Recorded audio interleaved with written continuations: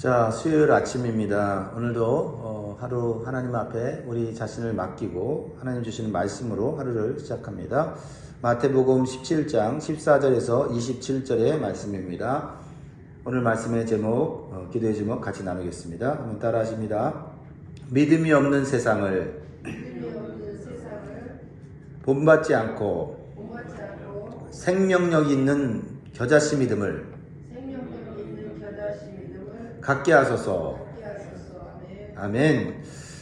자, 오늘 본문을 보면요, 심각하게 귀신 들린 아이가 나와요. 귀신 들려서 간질에 걸리고 물에도 쓰러지고 불에도 쓰러지는 아주 부모가 보기에는 너무나도 고통스럽고 괴로운 절망적인 상황입니다. 이 아이의 아버지가 안타까운 마음으로 예수님께 나와서 간구하는 장면입니다. 14절에 그들이 무리에게 이르되 한 사람이 예수께 와서 꿇어엎드려 이르되 주여 내 아들을 불쌍히 여기소서. 그가 간질로 심히 고생하여 자주 불에도 넘어지며 물에도 넘어지는지라. 이 상황이 너무나도 심각하고 절망적이지만 지금 이 문제를 누구에게 가지고 왔습니까? 예수님께 가지고 나왔기 때문에 문제가 크든지 작든지 심각하든지 그렇지 않든지 전혀 문제가 되지 않는다는 거죠. 주님 앞에 가져올 수 있는 믿음이 있다면 그 문제는 해결되는 줄 믿습니다. 그런데 지금 이 아이 아버지는 믿음이 없어요. 믿음이 없는데 먼저 이 아이 아버지는요, 예수님께 제자들의 능력에 대해서 불평을 하고 있어요. 16절에 보면 내가 주의 제자들에게 데리고 왔으나 능히 고치지 못하더이다. 예수님의 제자들은요, 전에 귀신을 쫓는 권세를 예수님께 받은 적이 있습니다. 그리고 실제적으로 귀신이 쫓겨나가는 것을 경험했어요. 근데 이번에는 귀신을 쫓아내지 못하고 쩔쩔매면서 실패하였습니다. 무엇 때문일까요? 귀신의 힘이 그 어느 때보다도 강했기 때문일까요? 아니면 제자들의 능력이 부족했기 때문일까요? 예수님은 말씀하십니다. 문제의 크기도 능력의 부족도 아니라고 말씀하십니다. 예수님은 믿음이 없기 때문이라고 말씀하십니다. 믿음이 없기 때문에.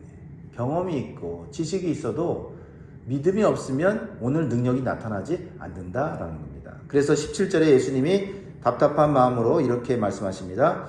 예수께서 대답하여 이르시되 믿음이 없고 패역한 세대여 내가 얼마나 너희와 함께 있으며 얼마나 너희에게 참으리요 그를 이리로 데려오라 하시니라. 성도 여러분, 우리는 기도합니다. 새벽에도 기도하고 예배 때도 기도하고 또 문제가 생기면 더 기도하려고 노력합니다. 그런데 기도의 능력이 나타나지 않을 때가 있다라는 것입니다.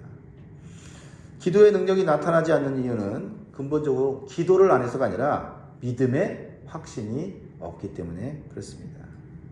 기도는 하는데 믿음의 확신이 없으니까 종교적인 형식과 습관만 남아 있는 것입니다. 특히 문제가 크면 클수록 기도는 약해지고 믿음은 더욱 흔들립니다. 과연 될까 하는 생각과 의심이 마음을 지배하는 것입니다. 그러면서도 기도하는 습관과 경험이 있기 때문에 기도는 하고 있습니다. 하지만 믿음의 확신이 없기 때문에 무기력하게 기도를 하는 거죠.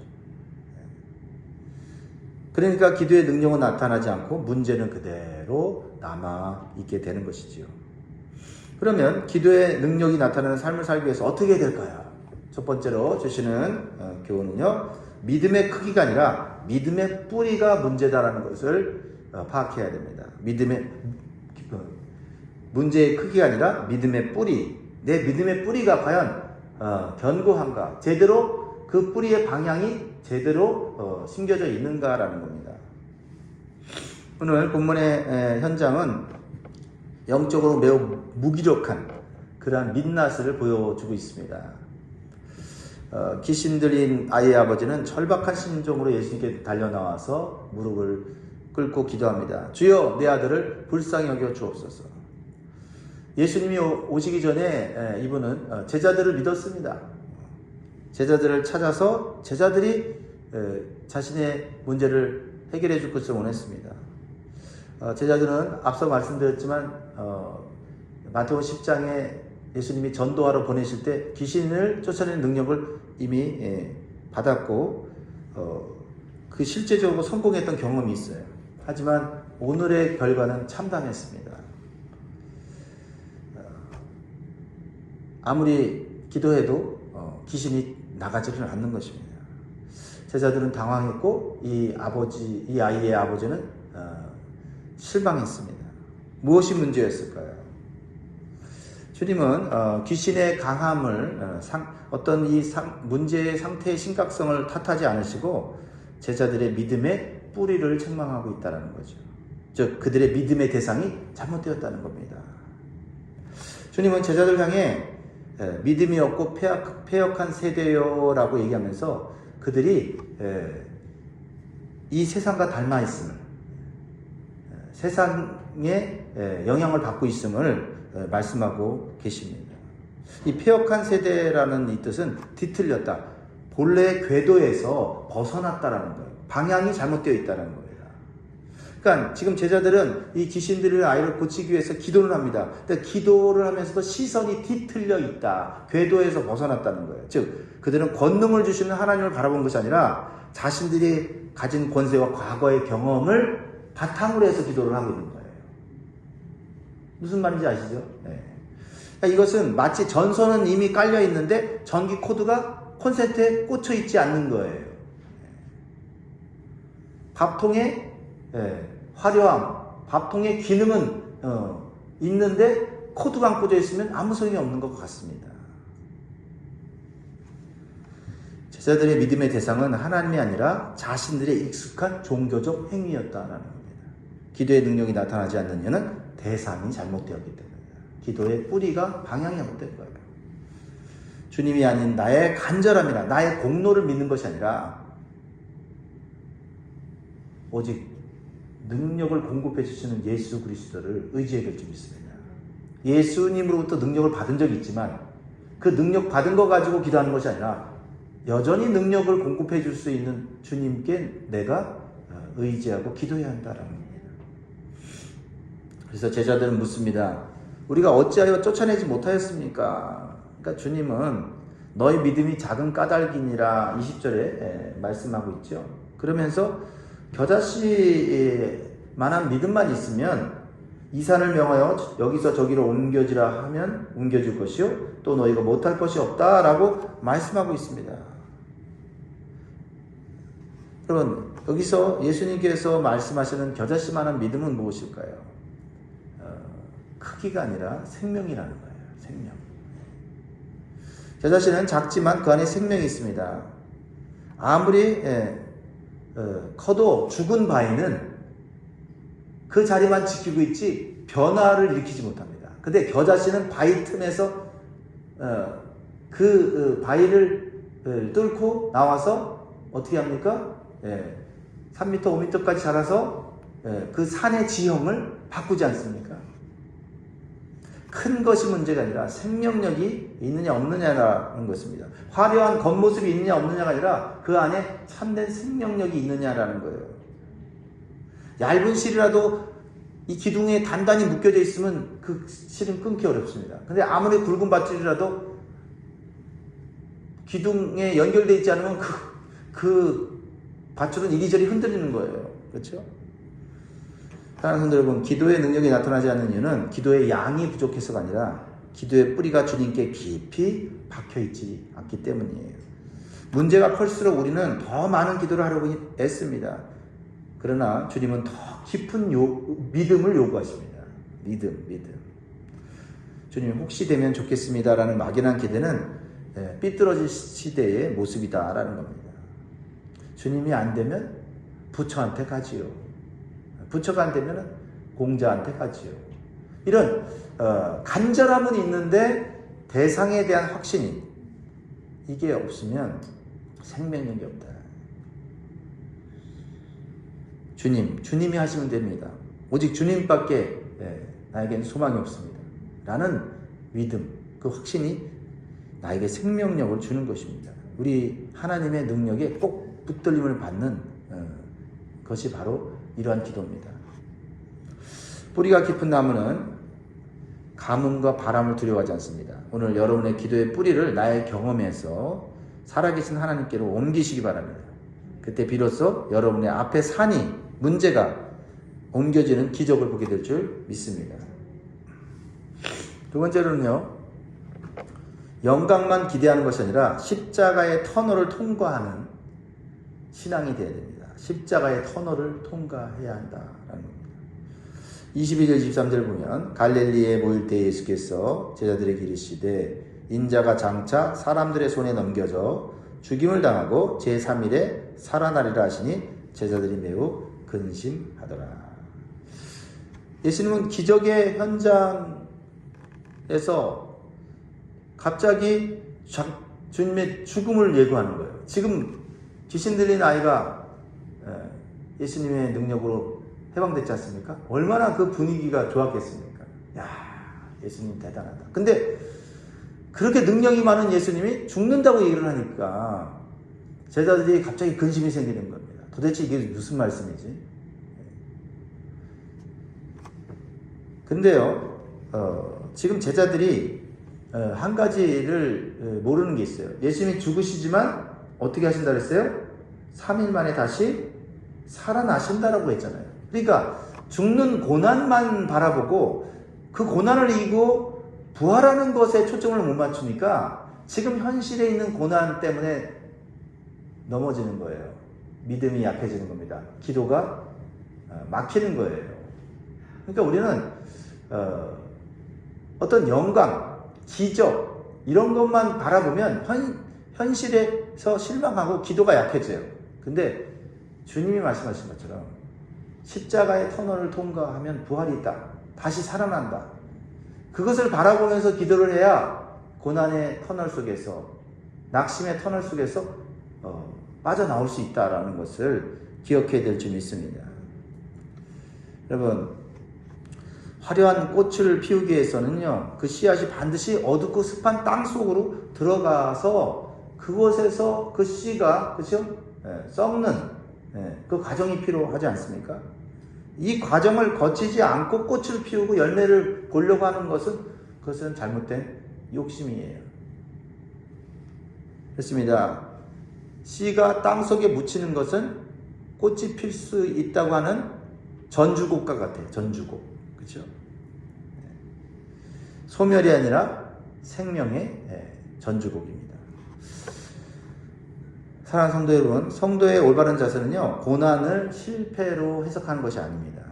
지금 통과하고 있는 어두운 터널은 하나님이 준비하신 부활의 영광으로 나아가는 하나의 과정이다라고 생각해야 한다는 겁니다. 그래서 우리의 신앙은 십자가를 통과해야만 반드시 부활을 경험할 수 있다는 사실을 기억해야 될 줄 믿습니다. 그래서 우리가 기도할 때 흔히 고난의 삭제를 위해서 간절히 기도하는데 고난의 삭제를 위해서만 기도해서는 안 됩니다. 그 고난이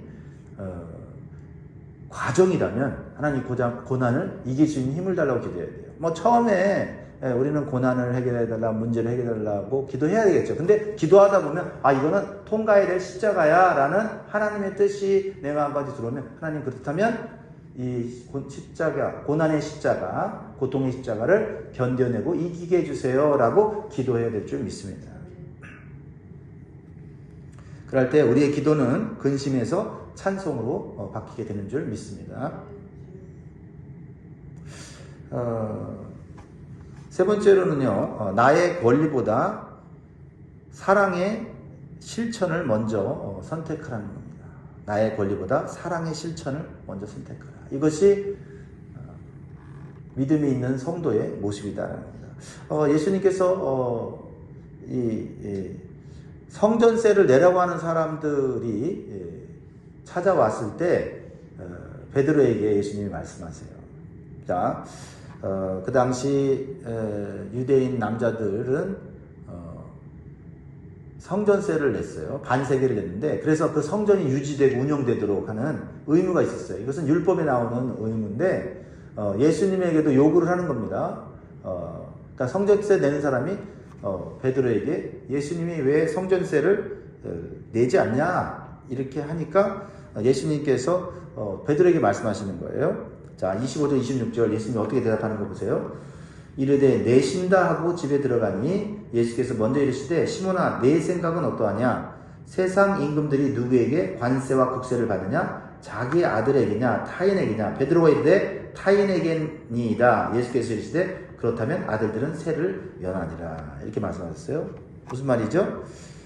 주님은 온 세상 나라의 왕이시고 하나님의 아들이기 때문에 세를 낼 필요가 없어요. 그렇죠? 주인은 세를 안 냈죠. 그렇죠? 다른 사람들이 땅을 빌려서 쓰는 사람이 세를 내는 거죠. 근데 이 세를 내라는 이 텍스 컬렉터가 예수님이 누군지 모르니까 세를 내야 되지 않느냐 이렇게 하는 거예요. 예수님이 말하는 거예요. 나는 세를 낼 그런 존재가 아니다. 나는 하나님의 아들이다. 이렇게 얘기해요. 그러면서 베드로에게도 너도 하나님의 아들이고 자녀니 낼 필요가 없다라는 얘기를 하는 거예요. 그럼에도 불구하고 중요한 건 이겁니다. 그럼에도 불구하고 공동체의 평화를 위해서 질서를 위해서 내자라는 겁니다. 이것이 성도의 자세라는 겁니다. 우리가 하나님의 자녀로서 굳이 해야 되지 않을 일들이 있어요. 의무가 아니에요. 책임이 아니에요. 그런데 세상의 평화를 위해서 질서를 위해서 우리가 기꺼이 섬겨야 하는 일이 있다라는 겁니다. 그렇습니다. 우리는요 교회 와서 우리는 대접을 받으려고 하기보다는 섬김을 해야 됩니다. 물론 우리가 하지 않아도 되는 의무가 있고 책임이 있어요. 그럼에도 불구하고 공동체를 세우고 다른 사람들을 실족하지 않기 위해요. 술족하지 않기 위해요. 그렇죠? 네. 27절에 보면 그러나 우리가 그들이 실족하지 않기 위하여 라고 주님이 말씀하세요. 그러니까 우리는 나는 이건 할 필요가 없어. 나에게는 의무가 아니야. 책임이 아니야 라고 하는 일도 다른 사람을 실족하지 않기 위해서 그 사람을 세우기 위해서는 기꺼이 할 수 있는 것이 바로 십자가를 통과하는 그리고 예수님을 닮아가는 성도의 모습이다라는 겁니다. 그럴 때 예수님이 어떻게 말씀하세요? 바닷가에 가서 낚시를 해서 고기를 잡아라. 그 고기 첫 번째로 잡히는 고기에 입을 열면 돈 한 세겔을 얻을 거다. 그러면 반세겔 반세겔씩 나눠서 세금을 내라고 말씀하고 있습니다. 자, 우리는 이 말씀을 통해서 우리에게 주시는 교훈이 뭡니까? 우리는 계산기를 두들기지 말고 하나님의 말씀에 순종해야 한다라는 겁니다. 그것이 나에게 해당되지 않는 것 같고 내가 그렇게 해야 할 의무가 없다 할지라도 그 말씀이 나에게 주어졌다면 분명히 거기에는 하나님의 뜻이 있고 계획이 있는 줄 믿습니다. 우리는 기도를 하면서 동시에 머릿속으로 계산기를 두들기죠. 이게 가능할까? 이 돈이 어디서 나와서 내가 도와주지? 이런 생각이 되죠. 도와주라고 하는 마음이 생긴다는 것은 그렇게 기도하게 하셨다면 도와줄 방법은 주님이 주실 것입니다. 주님 순종하겠습니다. 그러면 주님 역사해 주십시오. 이렇게 기도하는 것이 올바른 성도의 자세다라는 것입니다. 우리가 기도가 막히는 것이 계산을 하고 이익을 따지니까 기도가 어느 순간 막히는 거예요. 하나님, 그래요. 나는 도와줄 힘이 없어요. 능력이 없어요. 그런데 왜 마음을 주시죠? 그러면 순종하겠습니다. 그러면 어떻게 해야 되는지 지혜를 주십시오. 이렇게 기도해야만 내 삶에 기적이 나타나고 하나님의 능력이 나타난다라는 것입니다. 자, 오늘 말씀을 읽겠습니다. 사랑하는 성도 여러분, 오늘 우리는 다시 기도의 자리에 올바로 서야 되겠습니다. 습관적인 기도가 아니라 겨자씨 같은 믿음을 가지고 기도해야 되겠습니다. 생명력 있는 기도죠. 그렇죠? 기도의 대상이 내 경험이나 내 과거의 어떤 추억이 아니라 하나님, 예수 그리스도에게 있어야 한다라는 겁니다. 문제가 커서 기도가 안 되는 것이 아닙니다. 내 믿음이 하나님보다 문제에 더 집중하고 있기 때문입니다. 그렇습니다.